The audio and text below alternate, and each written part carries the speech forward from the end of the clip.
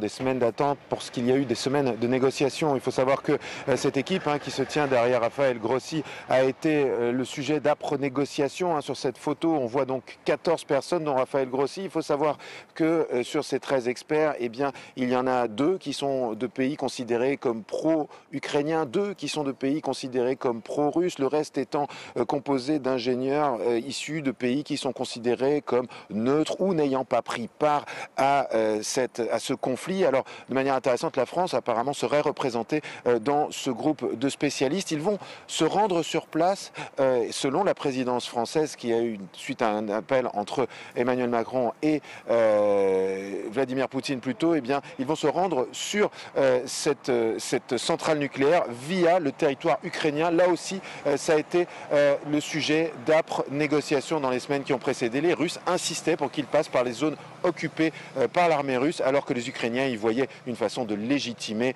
l'occupation.